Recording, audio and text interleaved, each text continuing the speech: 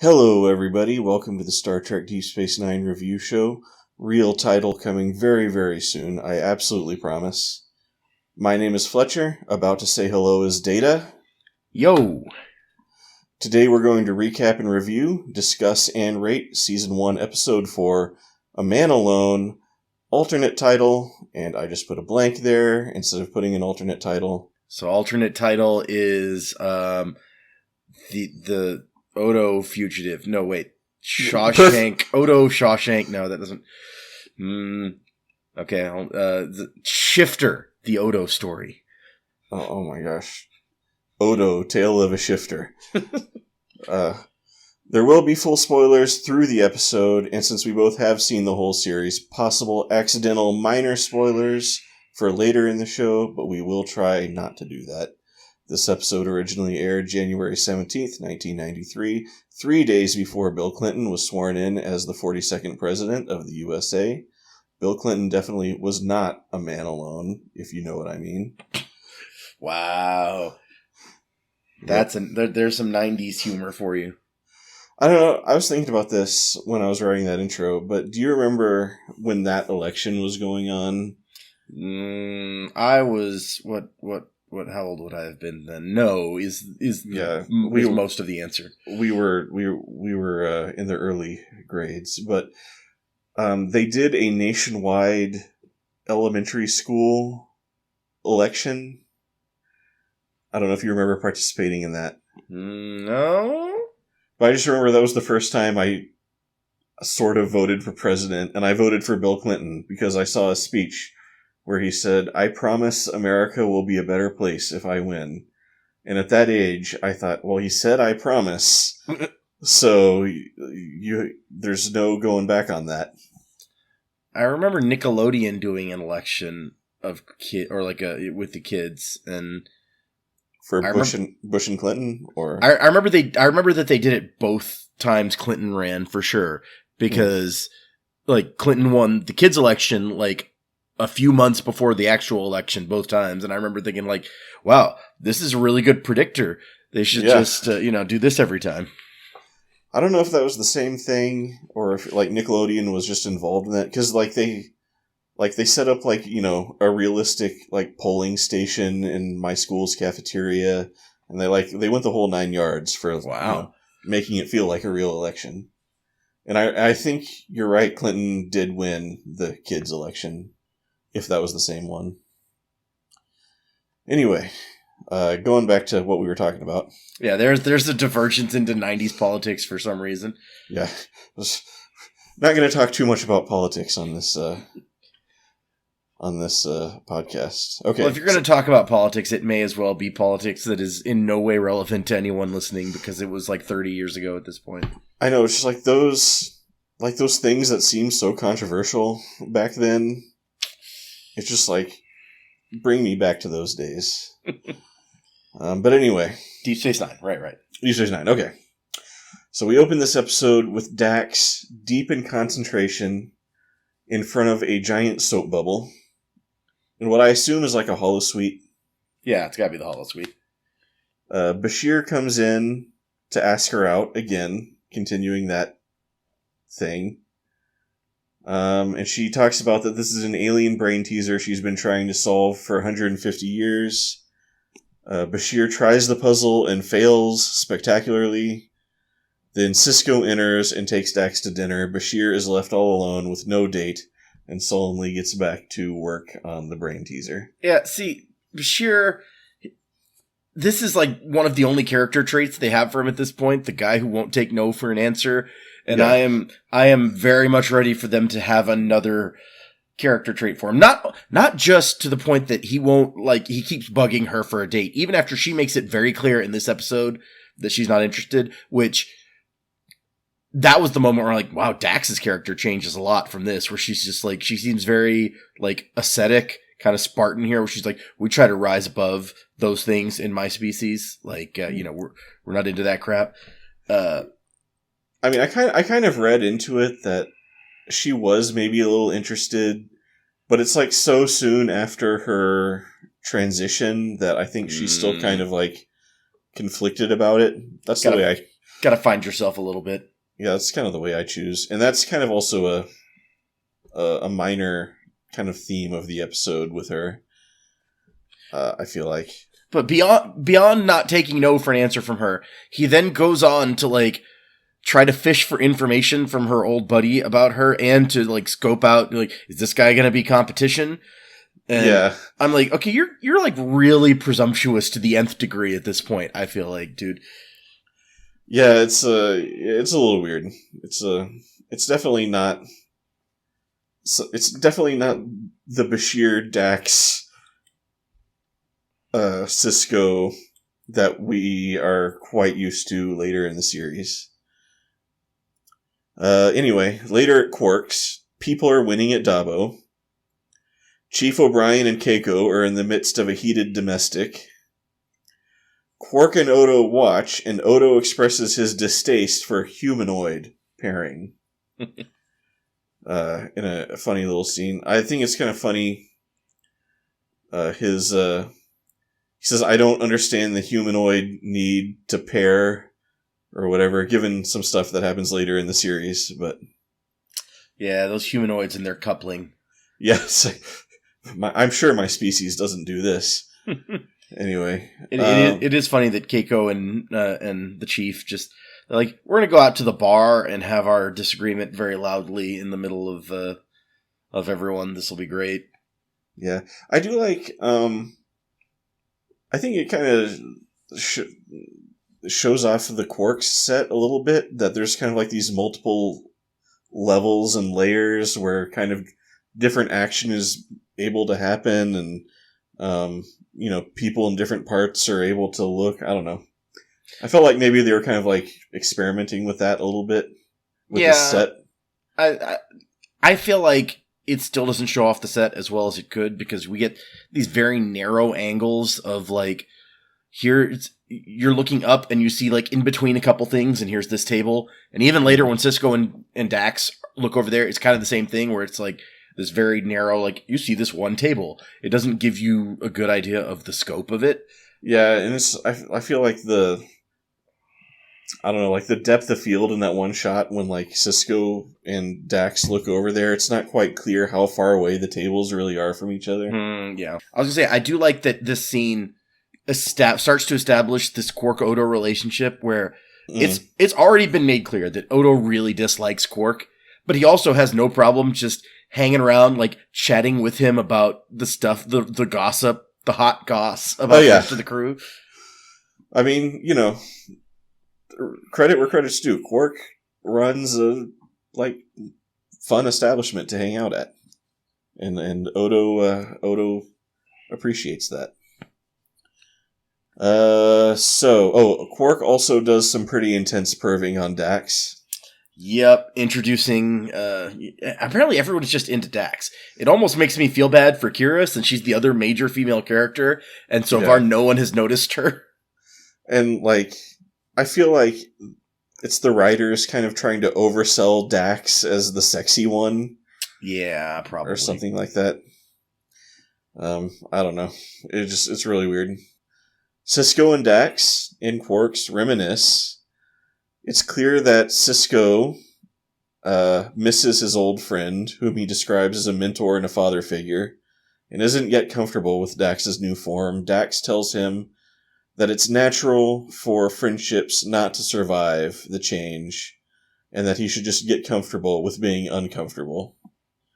And then throughout the episode, Bashir continues his pursuit of Dax as Cisco continues to get used to the new situation. On the promenade post-argument, Keiko confides to O'Brien that she feels useless on the station. Down below, Jake introduces himself to Nog, who is eating some kind of ham pyramid on a stick. Oh, that's a Jumja stick or something, right? Oh, is that what that is? I think so. I don't know if they say the name here, but I know that it's a... Is this a thing that becomes more common later? Yeah, I'm pretty sure it's a thing that we see a lot in later, and it's probably the exact same prop that we see in later episodes. So. Yeah, for sure. It's probably a big piece of plastic. I don't think you ever actually see him put that thing in his mouth.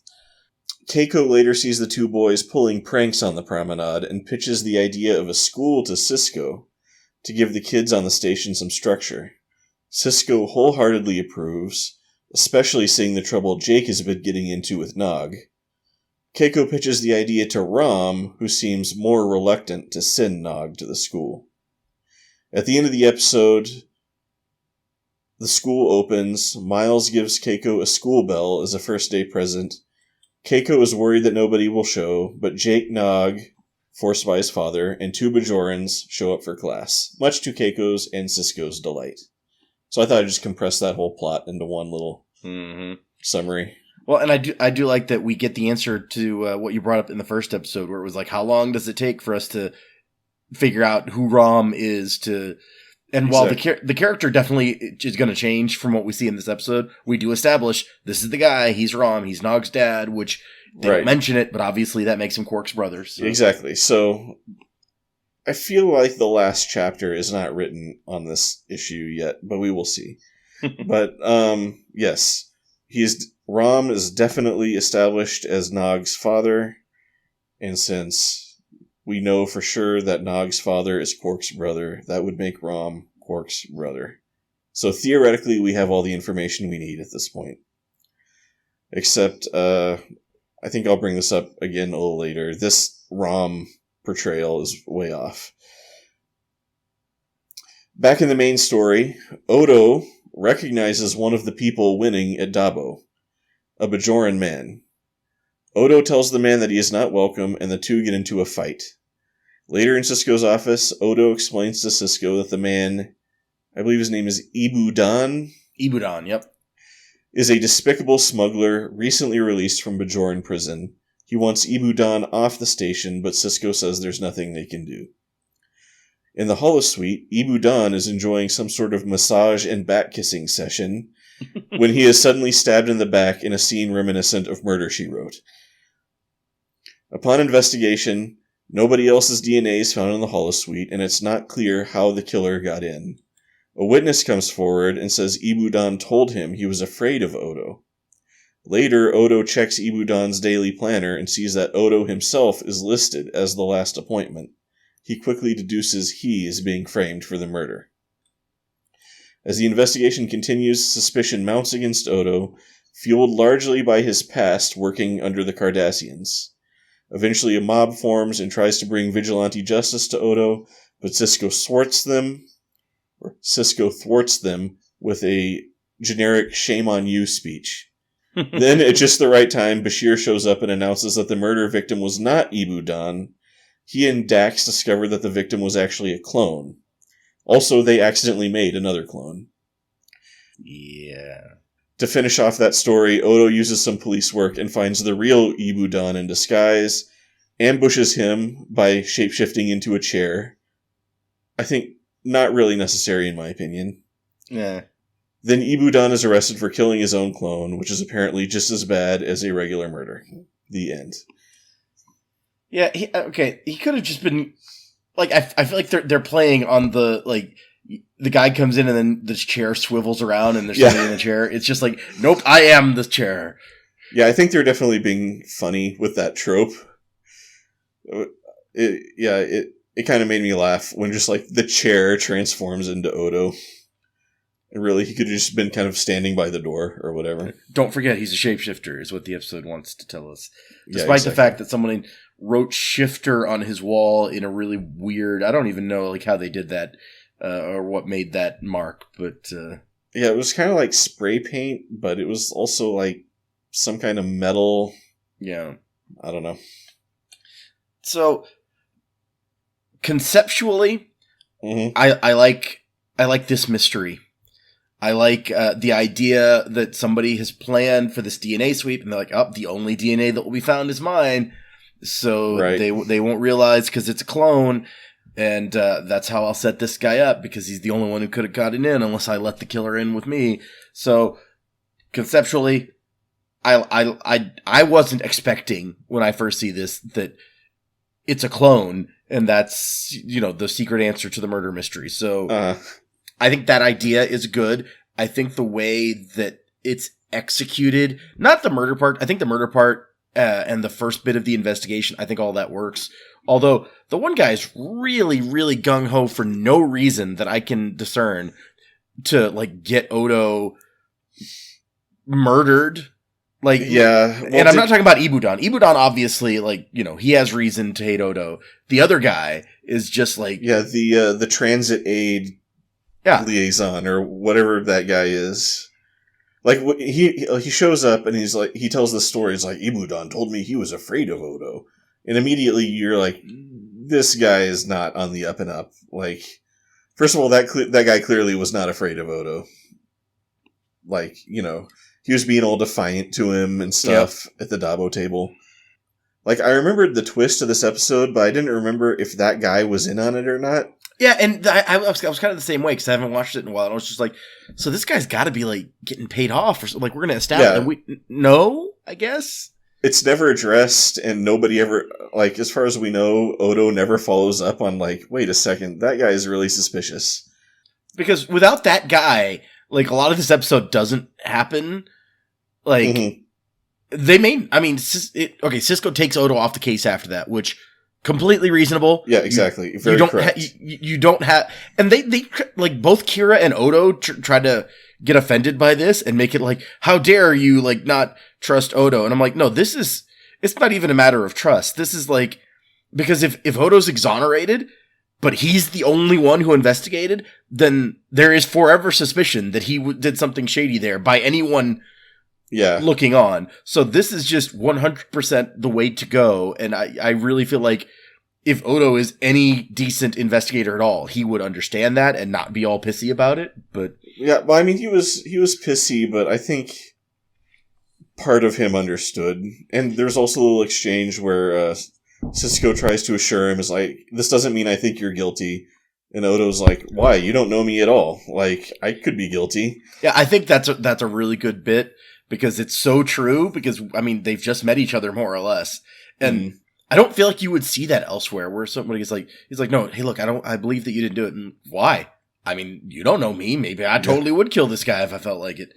And I feel like that, well, I mean, that's Odo kind of projecting his feeling of isolation. Yeah. But it's also kind of like Odo kind of saying what it would be going through his mind if the roles were reversed. But, so, what I don't like about the mystery, because like I said, conceptually, I think it's a great idea. It's very clever for this murder mystery. I don't like the way that it gets solved at all. It really bothers me. Because, Bashir finds, accidentally, that is a big part. But no, like, Bashir finds bit of DNA or something, right?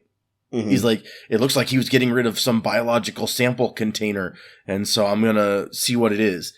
So he finds what I guess is this guy's DNA, but they don't recognize that it's Ibudan's DNA, which is good, because if they did, they'd be like, oh, well, his DNA was in his quarters, so, I mean, that's obviously what would happen. So he's like, no, this is something weird.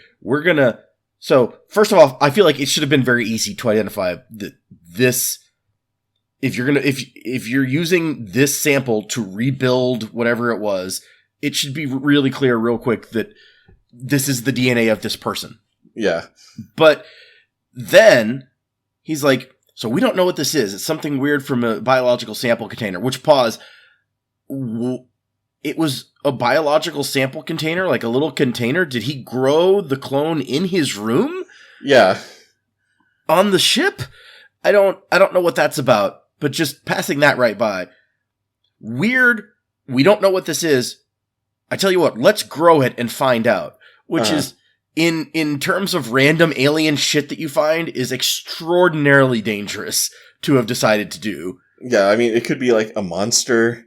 Yeah, it could be a disease. Yeah, so it could have been anything. And he's like, you know what? Let's find out. Let's figure out what this was. Especially with all these shady Bajoran terrorists running around. And then they get like 90% of the way through growing it before he's like, oh, I know what this is. And runs off. When it's basically already like a humanoid-shaped blob in his giant tank. So, yeah, all of the solving of the mystery feels very lacking to me. Like, I would have liked to see more, maybe Odo actually, Odo off the books investigation, or any kind of, like, actual solving of the mystery, and not just, like, let's toss a bunch of shit at the wall and see what happens medically, and that's the resolution for the whole thing. Yeah, well, I mean, this is an Odo episode, and we really need Odo to solve the mystery with his investigating skills. Yeah. Not, like, have Dr. Bashir accidentally grow the solution in his lab, recklessly and dangerously. And then it's just like, Dax is like, hey, there's something weird about this. And he's like, wait, is it this? And Dax is like, yeah, I know what's going on. Yeah, this is... I don't really know what the I mean, okay, so... Logically, the solution is the guy made a clone of himself, right? Yeah. Realistically, Odo is not equipped to solve that mystery. Yeah. But, I mean, you could have him, like, investigating, like, oh, who was he with in the prison? It's like, oh, he was with a scientist who was an expert on cloning and stuff like that. I think maybe, yeah, you could have gotten at it from that direction. Well, what I wanted to see was... There's a line of investigation that begins that actually sends Bashir to the ship in the first place to be like, was somebody else in that room with him? Mm-hmm. So you could have had physical evidence that like both of these beds were being slept in at the same time, but we're only finding one set of DNA, which then Odo can be like, wait, that doesn't make any sense. How is that possible? It would have to be, he could think like it's a twin brother or something, whatever, but there's a way to do this that's actually figuring it out through investigating and not just like random crap magic in the background. Yeah. Well, I think this whole thing segues into my main gripe with the episode, which is that this is our first Odo-centric episode, and there's very little actual development of the Odo character in this episode. I mean, we learn what we kind of already knew, that he's one of a kind, and as a result, he's kind of isolated and a little bit feared by those around him. And we also learn that he sleeps in a bucket, and that's pretty much all we get of Odo. And, like we've been talking about, we don't even get to see Odo use his Odo skills to, like, get himself out of this. Right. So... yeah, it's just kind of like a waste of, we're in this early part, like, we had this really, like, the pilot did a really good job setting up Cisco. Yeah. The episode we just saw before this one, like, knocked it out of the park, like, building Kira as a character. And I feel like this one was just, okay, it's Odo's turn. And it's like, well, just kind of the same stuff that we already kind of showed you briefly in the other two episodes. Well, and I feel like the stuff that we do get is stuff that makes Odo seem kind of like an asshole. Like, he's like, I don't personally like this guy. I want him off the station. And Cisco's like, you can't do that if you didn't break any laws. And Odo's like, you watch me. Yeah. I'm going to do. And I'm like, really? Is that what we want to do?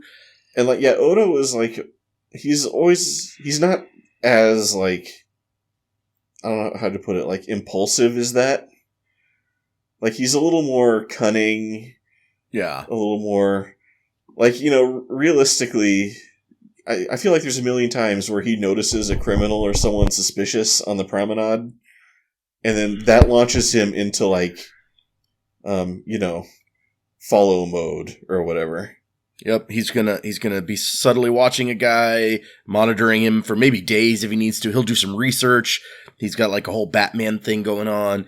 But in this one, okay, and another thing that looks bad for Odo, and also just speaks to poor planning on Ibudan's part, is the confrontation that gives everyone this impression that maybe Odo wants this guy dead, is Ibudan comes in and gambles, and Odo, for some reason, decides to accost him and start some shit. Yeah.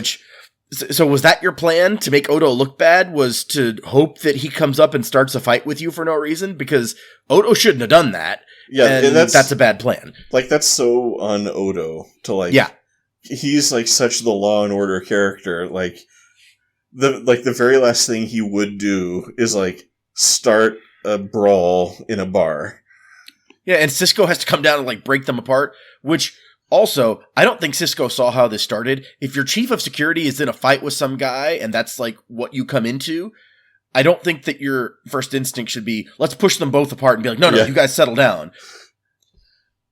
Yeah. I don't know. That was like, I'd have to go back and watch where because was this when Cisco and Dax were having their little, it definitely, they're up above watching or whatever, but I feel like he doesn't see it until, stuff has already started.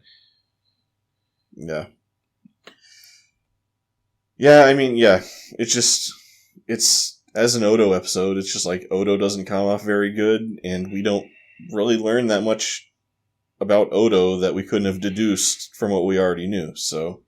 Yeah, and it was probably a good idea to swap, the stronger episode to be the second one, since that's what we learned last time was that, they switched these two, and so, yeah, this one's got some very generic. I mean, even like you said, Cisco's speech is generic about like, don't hate people just because they're different from you.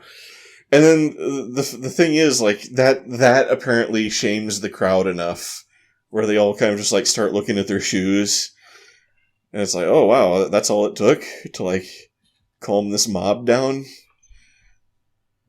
That was a pretty easy one. Well, and I start looking, and it's like, it's a big mob of Bajoran people, and there's at least one lady, like, wearing, like, a similar uniform to Kira's, and I'm like, oh, that's... if you are part of the Bajoran, like, military, you should not be in this mob. That's not right. I also like that Morn is in the lynch mob. I don't think I noticed that. There's one shot where he's, like, hanging out in the back of the lynch mob. I think it's when they first go up to his office. And so he could just be there, like, curious, like, wanting to see what happens, but it looks kind of like Morn is there to, like, get blood from Odo. And then another part, Odo sits next to Morn at the bar, so it's like... Morn's just everywhere. The whole mob scene is kind of just messed up. Like, they're all like, we want to kill Odo! And I like... When Cisco points out the problematicness there, the main guy's like, he's right. How do you get a noose around the neck of a shapeshifter? And it's a funny joke that makes everyone laugh. And I'm like, wow, so you're just acknowledging you're here to lynch a guy, and at the same time, like, the impossibility of being able to do that. It's like, did you think about trying to shoot him with a phaser? Or, like, And then, there has to be a brawl scene where the lynch mob devolves into some fighting at one point, but also then Cisco just shoots his phaser in the air and everyone's like, oh shit, no, he can shoot us. Maybe we should chill out. It's like, oh, right. There's like Starfleet here. There's like the Bajoran army. Let's cool it. Yeah, as far as mobs go, this one was pretty lame. They got a lot of attitude, but not a lot of, yeah, they didn't... They're planning... They were like, what was the time on The Simpsons when there's an angry mob, and then they show up at the mayor's office, like, do they have an appointment? It's like, yes, they do. And Skinner's like, I called ahead. Yeah, see, they need some organization like that. Yeah. So, okay, another feature of this episode that I really dislike is what we do with Keiko. Not necessarily that she decides to start a school, although I feel like that's kind of like, here's a person who was a botanist on the flagship. Like, so that must mean she's really, because it's not like she was there because of O'Brien. That's where they met. So she was already an accomplished botanist, good enough to be on like the feature exploratory ship of Starfleet. And so then she gets here, and as O'Brien points out, there is a remarkable opportunity for a botanist. The whole Gamma Quadrant with all sorts of new plants that, A, you could get on a ship and go through and explore, or B, samples could be brought back and you could do like long-term studies on these plants or whatever, right?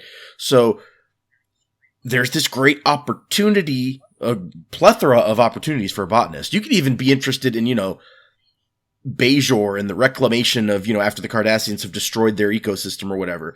There's all of these different things that she could do. And in the end, she's like, you know what? I've always thought about being a teacher, and seeing these kids running around with no supervision really bothers me. And so that part bothers me a little. Not much, because, if you want to be a teacher, fine. The only conclusion I can draw is that she's secretly burnt out on botany. And, she doesn't quite want to admit it to herself yet. But she's just like, you know what? Yeah, teaching, that could be fun. But my main thing is I don't like the way that they've relegated Keiko's personality to be like the naggy wife to O'Brien who like wants to make him feel bad about being here. And, it's like her character is like, I don't want to be here. Why'd you make me come here? And I'm like, that doesn't feel like... Well, but later, I mean, that's obviously how their fight starts. But I think later, like, she calms down and realizes, like, that's not really fair. Like, at one point, he's like, I'll totally, like, put in for a transfer. And she's like, no, like, that wouldn't be fair. That wouldn't be right. He's even like, I could probably still keep my promotion and, like, transfer away from here. But at the same time though, it's like, okay, but what job? I mean, what job do you want? Like, what job do you want him to have? And this is probably an issue that people in Starfleet particularly see a lot, because a lot of ships wouldn't have the opportunities like on the Enterprise D or like on Deep Space Nine for that matter, where you can bring your family. So especially with like two actual professionals with like careers, they probably get split up a lot. Yeah. And so I'm like, maybe this is not the place for you then, Keiko, but then you got to deal with, what do we do with the kid and all this stuff. So, I mean, I get vaguely maybe what they were trying to go for, but I mean, I just, like, I wasn't necessarily bothered by the whole Keiko thing. I just thought it wasn't that super interesting of a story or of a conflict. It's just like Keiko's bored.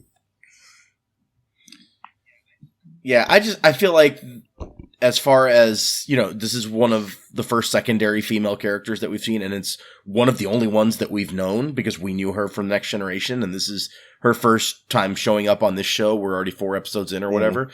And I feel like that they could have done a lot better by her character. They could have, been tried harder to make this interesting, to give her something, and then they're just like, we don't know what to do. Let's make her annoying, and then we'll shove her, and she'll be a school teacher.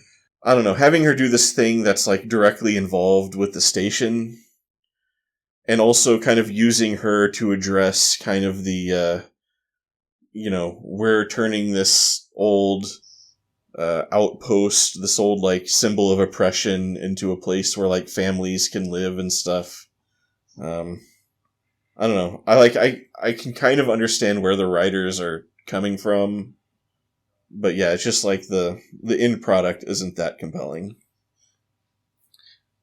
I also like that she starts off her first lesson with like, we're going to learn some about the history of Bajor. And I'm like, but like 50% of your class probably already knows that, because that's where they're from. Two of those kids are Bajoran. Who knows? I mean, we took like U.S. history, so it makes sense. But yeah, who knows what education was like under the Cardassians also, like. That's true. They might not have gotten a good education, or, who knows. Let me look at my notes here. Okay, my very first note, moving on to a different subject, is WTF is up with these clones. That's really... Just like... so when the pink blob man is in the tank, Bashir's like, in 2 days, he will awaken and become a member of Bajoran society. And I'm like, does he have a brain and, like, memories?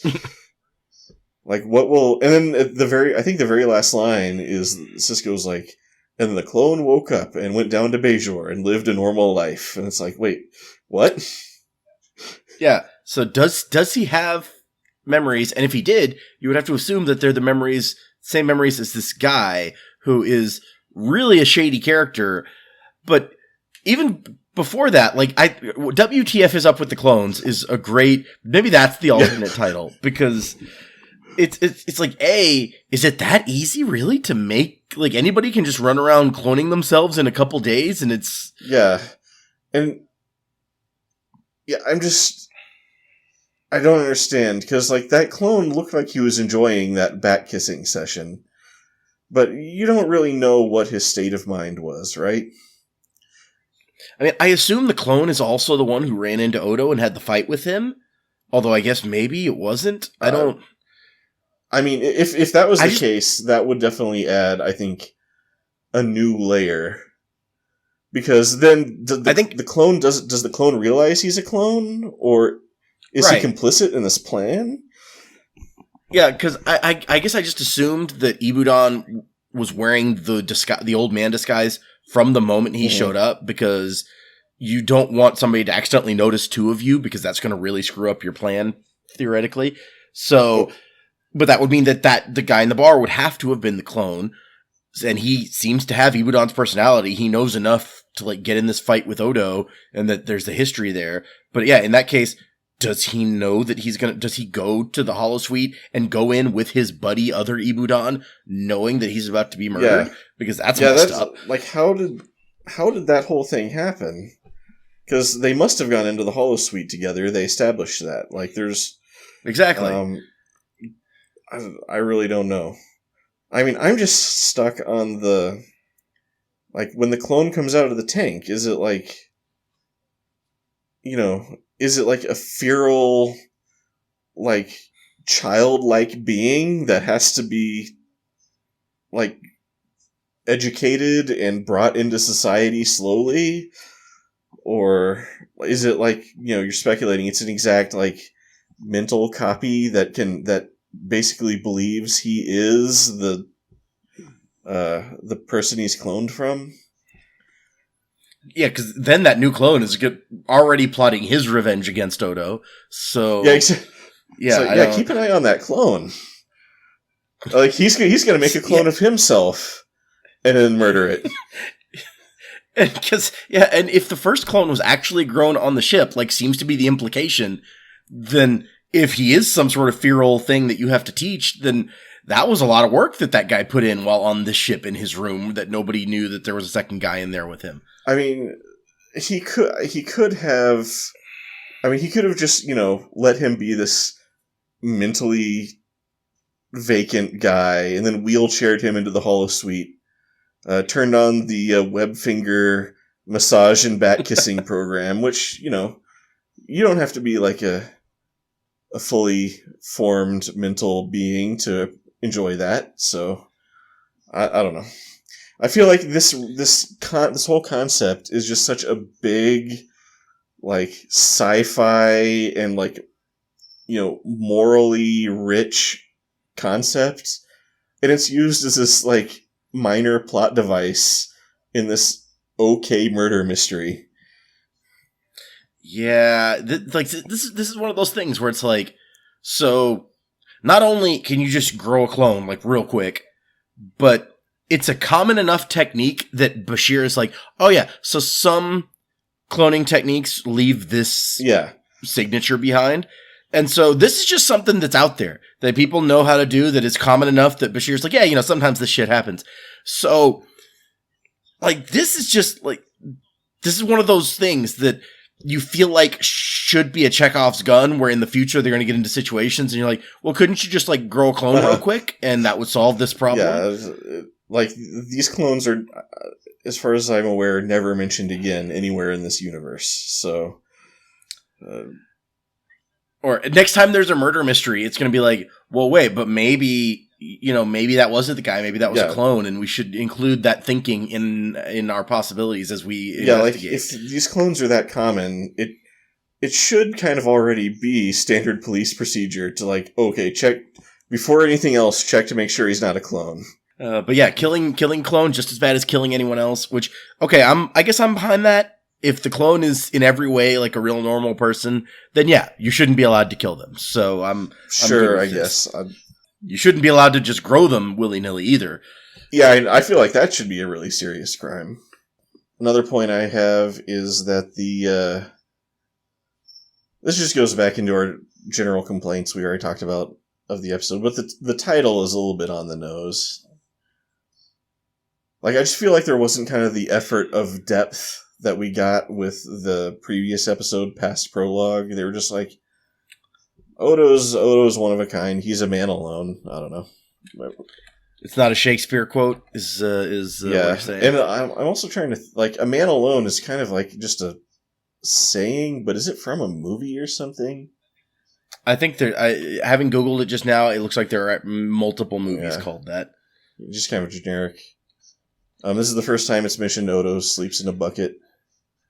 And he has to regenerate every 18 hours. So, which I believe becomes important in a later episode, at least once. Yep, if I remember correctly. Okay, so I felt like the strongest moments of this episode were the ones between Cisco and Dax. Where... Yeah, okay. Because you get this sense, especially in that first conversation when... I have to go back and watch it, but Cisco is reminiscing about some stuff he was doing with Curzon or whatever. And then, like, Jadzia gets this look on her face that's she kind of realizes that, like, he's still, like, he misses Curzon, and, like, I can never be that part of it for him. And so it's kind of like, he's glad to have his friend back, but he kind of misses, you know, his friend the way he was, like that old form of his friend.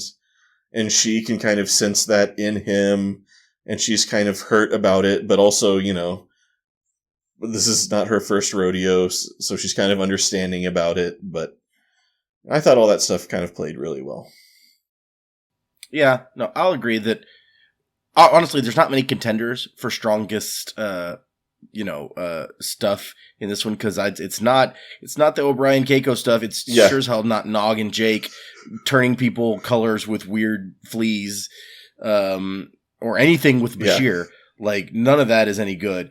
But another relationship that I did like, and we talked about a little already, was like Odo and Quark. Like, when Quark shows up at his office later, and he's like, "Oh, you've been relieved duty, dude. I'm going to commit so many crimes you don't even know."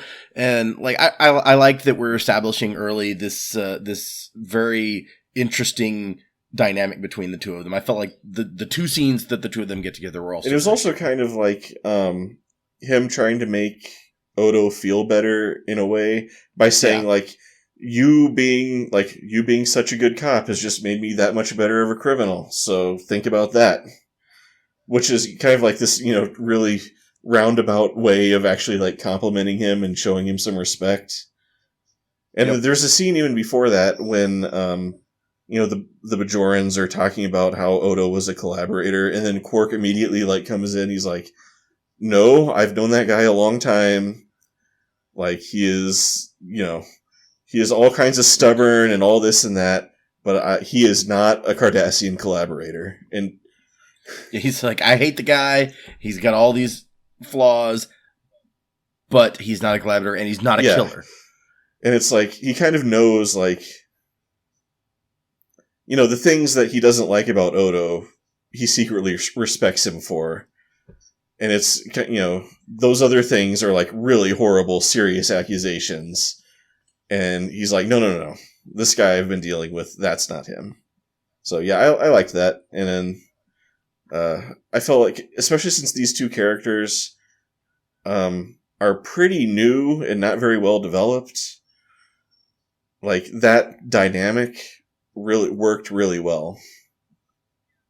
Yeah, and I'm not sure that we've ever had on Star Trek before the opportunity to have to create a relationship, an ongoing relationship between two people who aren't like part of the Federation, who don't have this culture in common, or at least one of them doesn't have this culture that we understand really well, because we've seen enough of the Federation that, even if Data makes who is still really alien in a lot of ways, if he makes friends, or if Worf makes friends with somebody on another planet, we still know that we have like this backlog of history of Federation culture. But here it's like, we're learning a lot about the Ferengi for the first time through Quark, and Odo is a complete mystery.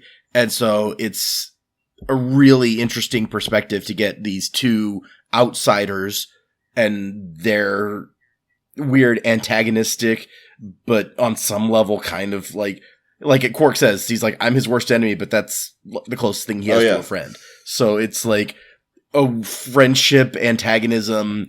And I just really like this opportunity and the fact that we start building it this early in the series. Yeah, definitely. It's really good stuff. And, while I was watching this episode, for some reason, I was just kind of thinking about how almost like a side kind of like ancillary presence the Federation is in this whole show, especially in this early part of the show. And, they do kind of make good use of that aspect of it. Yeah, because, I mean, are Sisko and O'Brien kind of our only... No, I mean, Dax and Bashir. Well, I was going to say, like, Dax is a Federation person, but she's also got, like, this whole Trill mystique and a whole other level. But, like, I guess O'Brien, Sisko, and Bashir are, like, the human Federation people, the kind of people that we're used to seeing, that we know enough, like, to even shorthand, like, okay, I understand what's going on with these people without you even having to really tell me much. Whereas like in Next Generation, like we have like we have Data, but Data went to Starfleet Academy, and we have Worf, who's a Klingon, but he grew up on Earth, and he went to Starfleet Academy. So having this new type of side character that is like truly alien, truly coming from like different cultures, it is pretty interesting. I guess the closest we got to that before maybe was Guinan, but she was also always mysterious. Like you never really knew what was up with her. Even when you start finding out her history, you still don't really know what's up with her. Her role was never really to represent like an alien culture or something. She was just there to be like the wise person on the ship. The last point I have to talk about that we touched on is Proto-Rom. Yeah, he's very different. He's very much just like basic Ferengi. Yeah. And he's very busy running the gaming tables or something. But he's not... Yeah, I'm not sure what he was doing goes exactly. To one table and just picks up the money and waves it around for a second, then puts it back down, then goes to another table and he's like, everybody place your bets. So yeah, that was a little bit weird. But yeah, he's definitely... Like, just there's no trace of the Rom character in him. Even the voice is very different. So... Again, we will track... I think there's more to track with this, because I remember last time I watched the first season, it seemed like it was going back and forth, what they were trying to do with Quark and Rom and Nog. But one interesting thing that came out of that scene, though, is that we find out that, like, as children, Ferengi basically have, like, work-study apprenticeships that they just, like, okay, you get out in business and you learn how to do the business. Which, that totally makes sense, but I thought that was interesting. It does sound very... Like, they're definitely, even right now, building the Ferengi way more than they were in Next Gen. Yeah. Whereas, I'm just trying to remember, what was that scene in Next Gen when the Ferengi were obsessed with the chairs or something? Oh, yeah. So there's the negotiation scene, because it's the wormhole episode, actually, where they're all there negotiating for the wormhole. And the Ferengi aren't invited to the negotiations, but they just show up, and the main guy, like, is completely ignoring everything. Like, he brings his two assistants, and Picard's like, and he's like, we're gonna need some chairs. And Picard's like, okay, yeah, but everyone has agreed to just have, like, one representative.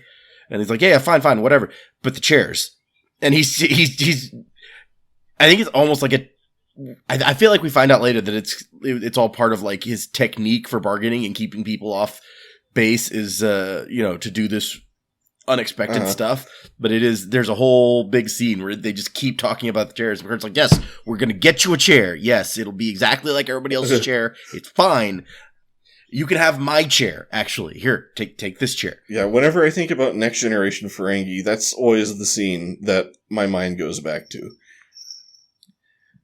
See, I think my mind always goes back to the least overall representative, which is when they first show up in the last outpost in like season 1, and they're basically like cave barbarian Ferengi with these energy whips. Oh yeah! Oh man, I totally forgot about those energy whips.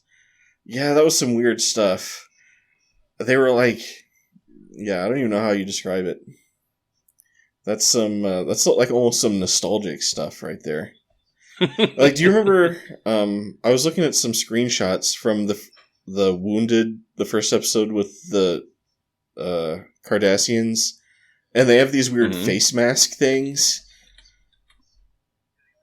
Yeah, they got like helmets or something. Right? It's like they're kind of helmets, but they go down over their noses. Oh yeah, it's like over the front of their face in like a T thing. Yeah, I remember what you're talking about. They have like a T kind of shape over like the nose and under the eyes and stuff. Yeah. I'd forgotten about those actually until that reminds me of like. Oh, hold on. Okay. Is it? Sorry, now I have to look up this movie and see if it's what I was thinking of. It kind of reminds me of something from maybe it's The Last Starfighter. Because there's lots of weird aliens wearing weird headpieces. Oh, yeah. That. But yeah, like there's some helmets that remind me of that a little bit. But it's weird that I'd forgotten about those because they take them off, I feel like, early on. I think that was the only episode we ever saw them. But I mean, even in that episode, I feel like they wear them at first and then they take them off and they don't put them back on. But what I remember from that episode is because, what's Mark Alemo, who plays Gul Dukat, is the different Gul Masset or something in that episode. But he has like the really odd facial hair that goes from the side of his lips just around his cheek. Handlebar mustache looking thing, or but without like the mustache part. Yeah, that's right. So, and so like in my mind, that's like this first exposure to Cardassians is the bizarre facial hair that then never comes back. So you want to rate this episode? I'm gonna give this episode. Honestly, it would probably get the lowest possible rating for me, except that, like I said, I like conceptually this murder mystery, so I'm gonna go just slightly above the worst and give it. I'm gonna give it like a Lieutenant Junior grade. Okay, so 1.5 pips basically. Yeah. All right. For some reason, I'm tempted to give it higher than that. Like, and I can't decide if I'm over the line into enjoying it. Because at the time I was watching it, I was like, this is just barely enjoyable enough to keep my attention. But then looking back on it, I was like, but would I really want to like rewatch that episode? So I think I'm going to put it under the line and give it a full lieutenant. Because I feel like there's a lot more room to. What's the opposite of room to improve? Room to be bad.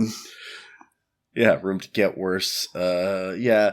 And it's funny you say that because I kind of feel the same way. Like when I was watching the episode, I was like, yeah, this isn't bad. And then you get to the end with like when it resolves and everything. And so like if you'd asked me right then what the rating was, I might have definitely gone higher. But having had, a little bit to reflect and then our discussion of it, I'm like, you know what? No, it's not. It's not. Like if someone ever asked you like, what's a good Odo episode, you would never recommend this episode. So no, I will probably forget this episode exists by next week, just like I did after the last time I watched it. So yeah, I think the 1.5 is a totally fair rating. I'm going to give it 2, but just like I said, because it could be worse. And there was, there were those little flickering moments, like the Quark Odo stuff and stuff like that. So yeah, no, makes sense. All right, well, I think that does it for us today. If you made it this far, thank you for listening. I'm Fletcher. About to say goodbye is Data. Bye. Have a wonderful day, and drop by anytime you're feeling homesick. Okay, yeah, no, I like that. Nailed it. I think that sign-off worked. Yep, perfect. Okay.